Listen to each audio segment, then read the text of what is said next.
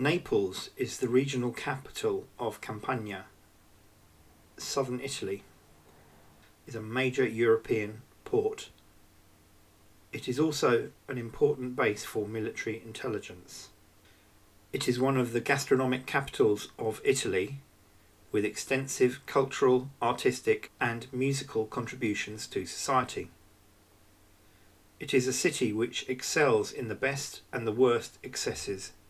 Life in Naples is as inspiring as it can at times be hair-raising. Just try crossing the road. Naples has been populated from the Neolithic period. In the 6th century BC, Neapolis was one of the major cities of Magna Graecia. This was the Greek colonization of southern Italy. The legacy of these Greek colonies remains to this day in Neapolis, new city which is now known as Naples. Neapolis was the first Greek city which merged into the Roman Republic in 327 BC. To learn more about La Bella Italia, consider subscribing. Neapolis grew strong ties with Syracuse of Sicily and joined the Roman Republic to fight Carthage. During the Punic Wars between Carthage and Rome, the Carthaginian general Hannibal failed to pierce the defensive walls of Neapolis. Despite the Romans, Naples retained its Greek culture, at the same time enjoying the benefits of Roman infrastructure such as villas, aqueducts and public baths. Emperors including Claudius and Tiberius would often take holidays in Naples. Virgil, the famed Roman poet who wrote the Aeneid, was part educated in Naples. It is said Christianity first arrived in Naples with the apostles Peter and Paul. Januarius, the patron saint of Naples, was martyred here in the city in the 4th century AD.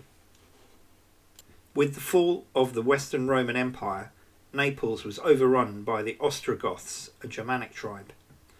The last Western Roman emperor, Romulus Augustulus, was held here in exile by the Germanic king Odoacer in the 5th century AD.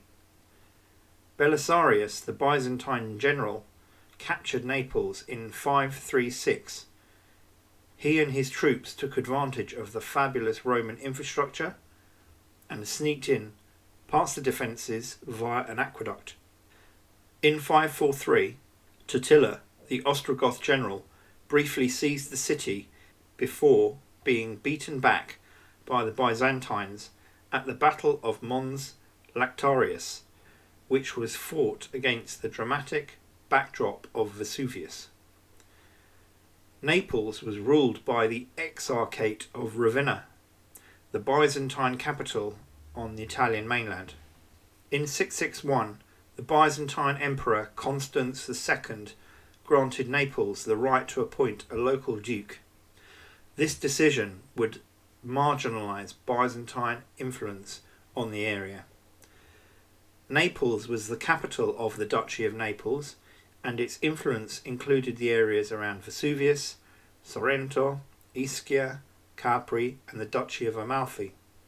By 763, Duke Stephen II of Naples made a pivotal action, which was to abandon Constantinople as an ally and side instead with Rome and the Pope. This had mixed results. He now had to resist both the Byzantine Empire as well as the Lombards. However, Duke John I did receive the Pope's financial support to subsequently confront the Duke of Benevento, Romuald II. By the 9th century, the Neapolitan dukes were pushing for full independence as tensions simmered with the Byzantine Empire. In 813, Leo V the Armenian, the Byzantine emperor, requested support to battle the Saracen pirates attacking the Sicilian coastline. Duke Anthimus refused. Interestingly, Amalfi and Gaeta did send support because they were well aware they were also at risk of attacks by Saracen pirates. In 818, Anthimus had still not nominated a successor. This caused a lot of tension. Theoctistus was appointed as ruler of Naples, and Byzantine influence was restored. He was followed by Theodore II. Now Theodore proved unpopular and in 821 was ousted from the city by the general population. Stephen III was elected and finally gained full independence for Naples. Naples proved a fickle ally. In 836, Naples relied on the Saracens to beat back the Lombard troops from the Duchy of Benevento. In 849, it joined forces to defeat the Saracen pirates at the Battle of Ostia. During the 850s, Mohammed Abu al-Abbas reneged on a deal and led Saracen troops to sack Naples and leave with piles of plunder.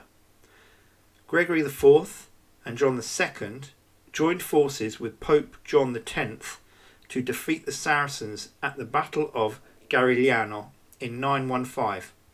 After the battle, the Byzantine Empire dominated southern Italy and Naples had lost its power. In 1027, Duke Sergius IV of Naples made the disastrous mistake of hiring the Norman mercenary Rainulf Drengot to fight the Principality of Capua.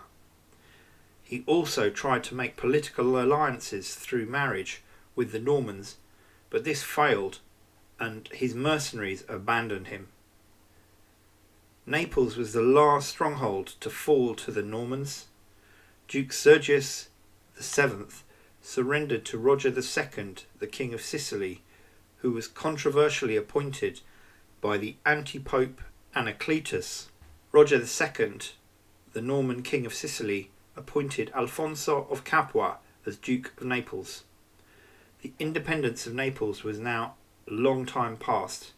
In 1191, as Sicily fell to Henry VI, Holy Roman Emperor.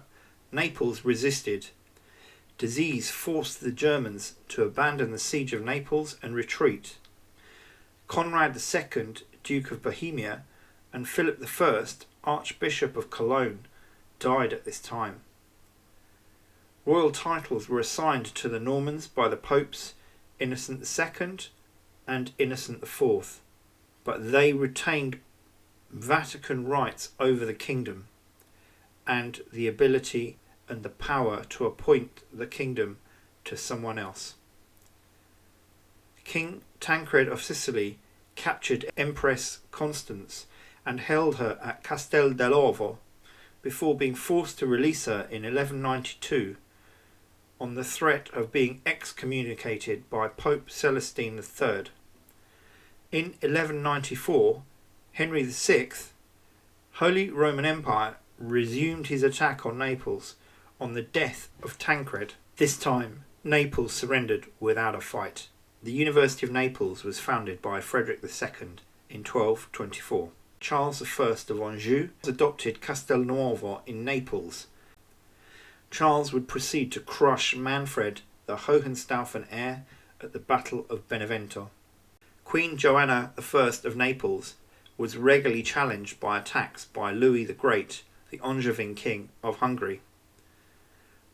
Joanna of Naples was childless and adopted first Louis I, Duke of Anjou, as an heir, much to the rage of her cousin, Prince of d'Arezzo. Angevin conflict with the Aragonese ended in 1373, after Queen Joan renounced her claim in the Treaty of Villeneuve. Once Queen Joan had signed the treaty, she was soon after murdered by Prince of d'Arezzo in 1382, and he became Charles III of Naples. Alfonso V conquered the Kingdom of Naples in 1442. Alfonso's death in 1458 predictably triggered the War of Neapolitan Succession, whereby Naples was inherited by Ferrante, Alfonso's illegitimate son. In this period, Naples was the focus of the Renaissance, hosting Laurana, Damesina, Sanazzaro and Poliziano in the city. Charles VIII of France used the opportunity of Ferrante's death in 1494 to invade Italy and reclaim Naples. The Italian Wars had begun.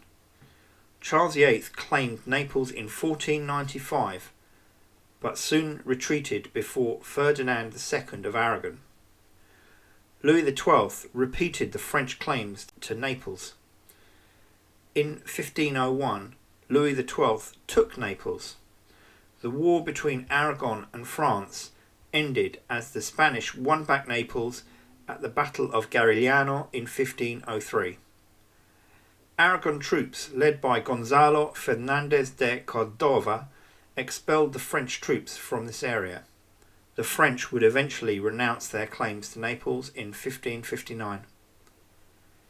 Naples now remained part of the Spanish Empire, with Spanish viceroys resolving disputes. One such viceroy, Pedro Alvarez de Toledo, caused a number of beneficial reforms in the city. An attack by Barbary pirates in 1544 caused 7,000 people to be taken away as slaves. One of the most important cities in the Spanish Empire, Naples retained economic and military might on behalf of the Spanish. During this period, the Spanish levied heavy taxes on Naples to pay for their military campaigns elsewhere. Naples supported the Spanish in the 80 Years' War and paid for Spanish garrisons in Tuscany. The wealth of Naples was huge, and initially the taxes did not cripple the city.